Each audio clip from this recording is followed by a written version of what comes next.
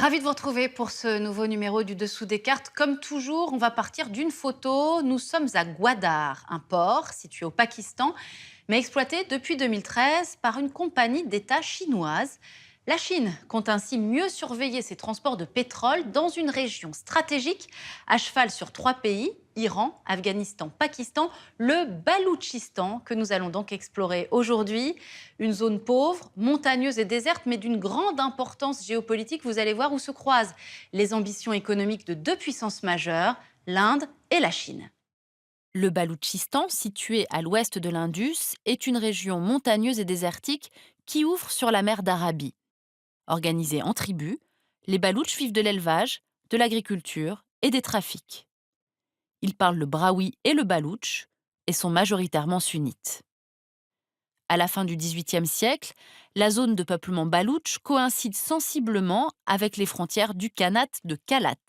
Kalat, c'est cette ville que vous voyez ici, et un Khanat, c'est une entité politique dirigée par un Khan, titre turco-mongol désignant un souverain. Le Khanat dépend alors de l'Empire afghan, mais il est autonome. Et c'est là un statut dont il va jouir jusqu'à ce que le Khan et les chefs tribaux autorisent les Britanniques à intervenir dans leurs affaires internes. Nous sommes en 1876.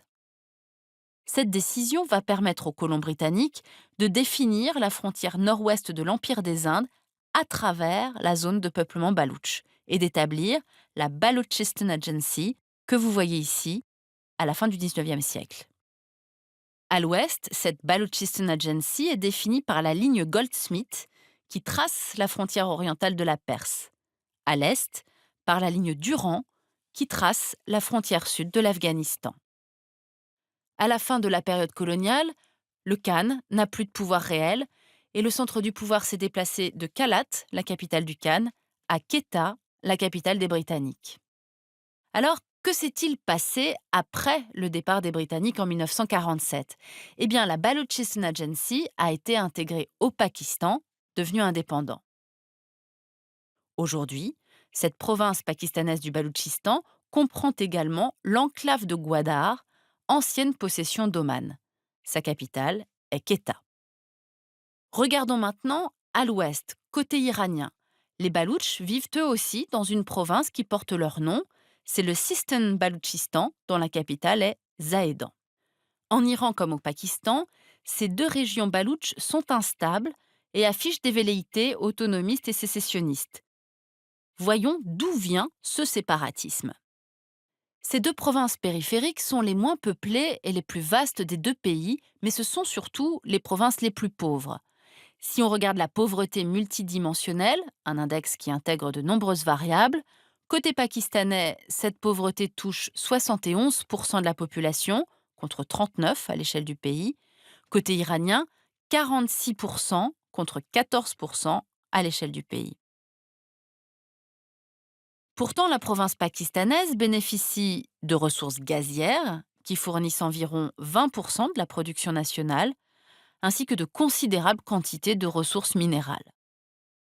De plus, le Baloutchistan pakistanais dispose d'une importante façade maritime, 750 km contre seulement 300 pour le Sindh, qui offre une zone économique exclusive potentiellement riche en pétrole, gaz et minéraux. On le comprend, ce décalage entre la richesse des sous-sols et la pauvreté de la population alimente les rancœurs des Baloutches pakistanais. La région est marquée par la violence, avec la présence de groupes séparatistes armés baloutches, des forces de sécurité pakistanaises, mais aussi d'organisations extrémistes sunnites. D'ailleurs, l'organisation État islamique est en train d'y prendre pied, avec 3 attentats suicides revendiqués entre août et novembre 2016, ayant fait près de 200 morts. Côté Baloutchistan iranien, la présence militaire est également très importante. De ce côté de la frontière, les Baloutches ont pour spécificité d'être majoritairement sunnites dans un régime chiite et de parler le brahoui et le baloutche dans un pays majoritairement persanophone. Aujourd'hui, les Baloutches pakistanais et iraniens ont le sentiment d'être colonisés à la fois par Islamabad et par Téhéran. Sur ces territoires, les autorités pakistanaises et iraniennes ont choisi la stratégie de la force en raison d'importants enjeux géostratégiques que nous allons développer maintenant. Premier élément stratégique, les provinces pakistanaises et iraniennes du Baloutchistan offrent une façade maritime qui ouvre sur l'océan Indien. Pour le Pakistan, la côte du Baloutchistan permet d'exporter et de contrôler les ports de Gwadar et Ormara, qui sont également des bases navales. Gwadar, c'est à la fois la base navale la plus éloignée de l'Inde et le port le plus proche du détroit d'Ormuz. Pour l'Iran, la côte du Sistan-Baloutchistan permet un déploiement au-delà du détroit d'Ormuz, et donc un accès au golfe d'Oman et au-delà à la mer d'Arabie et à l'océan Indien.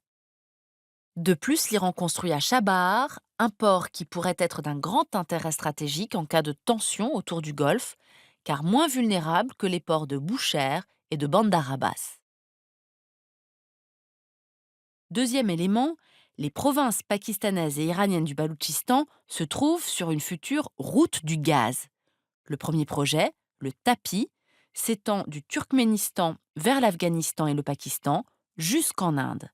Sa mise en service est prévue pour 2019. Le second, l'IP, part de la ville d'Assalouieh en Iran, en face du gisement offshore de South Pars, jusqu'à la ville pakistanaise de Nawabshah. Le pipeline est déjà construit côté iranien, mais côté pakistanais, le projet est resté gelé à cause des sanctions contre Téhéran. De son côté, en 2016, la Chine a commencé la construction d'un pipeline entre Nawabshah et Gwadar afin de transporter du gaz naturel liquéfié, et Pékin pourrait financer la construction du segment manquant. Alors pourquoi la Chine construit-elle un pipeline au Pakistan? Eh bien parce qu'il fait partie d'un projet plus large, la construction d'un corridor chinois qui part de l'ouest de la Chine, de Kasgar dans la région autonome ouïghour du Xinjiang, qui traverse ensuite le territoire pakistanais et qui débouche à Gwadar sur la mer d'Arabie. Ce projet de couloir économique reliant Chine et Pakistan, lancé officiellement en 2015, doit permettre à Pékin, d'une part, de sécuriser ses approvisionnements énergétiques en provenance du Moyen-Orient, d'autre part, d'exporter ses marchandises vers le Moyen-Orient en réduisant la distance de 10 000 km par rapport à la route maritime. En novembre 2016, un premier convoi de containers chinois a d'ailleurs été chargé depuis le port de Gwadar. Au total, les investissements chinois s'élèveront à 46 milliards de dollars, dont 34 milliards dans le secteur énergétique et 660 millions dans le port de Gwadar. Et la gestion de ce dernier, comme de la zone franche qui entoure le port, ont été confiés, on l'a vu tout à l'heure, à une compagnie d'État chinoise. L'armée pakistanaise et l'armée chinoise assurent donc conjointement la sécurité de cette zone portuaire. Un aéroport international est également en construction afin de faire de Gwadar un hub économique et international. Mais ce projet de corridor sino-pakistanais est concurrencé par un autre projet, car l'Inde construit elle aussi un corridor économique qui traverse la zone de peuplement baloutche. Il part de Mumbai, puis franchit la mer d'Arabie jusqu'au port iranien de Chabahar. Il traverse ensuite le territoire iranien jusqu'à la frontière afghane, puis parcourt l'ouest de l'Afghanistan jusqu'à Delaram. Ce projet, qui a fait l'objet d'un accord en 2016, doit offrir à l'Inde un accès à l'Afghanistan et à l'Asie centrale, en contournant le Pakistan. Comme Pékin, New Delhi, on le voit, cherche à assurer ses futurs besoins énergétiques et à exporter ses marchandises. Et surtout, l'Inde cherche à désenclaver l'Afghanistan. Objectif, le soustraire à la sphère d'influence du Pakistan. Comment? En investissant 500 millions de dollars pour transformer le port de Chabahar en un hub sur l'océan Indien. Les premiers cargos indiens sont attendus pour 2018. Les ports de Gwadar et Chabahar sont donc, on l'aura compris, les deux points centraux des corridors chinois et indiens.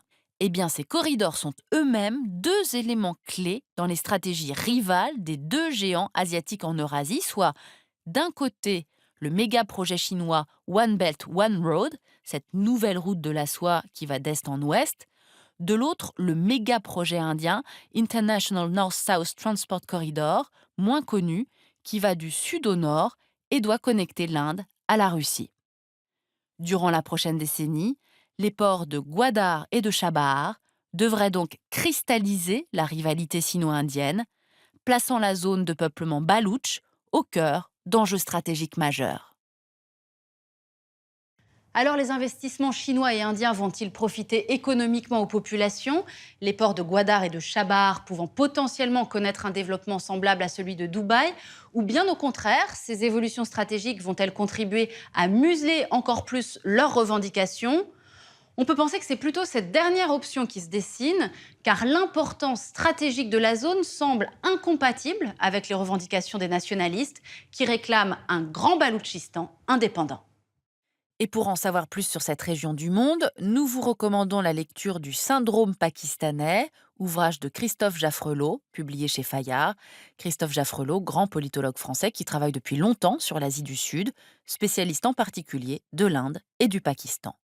Ainsi s'achève ce nouveau numéro du Dessous des cartes. Rendez-vous la semaine prochaine, même endroit, même heure. Et d'ici là, n'oubliez pas notre site internet arte.tv. Bonne soirée.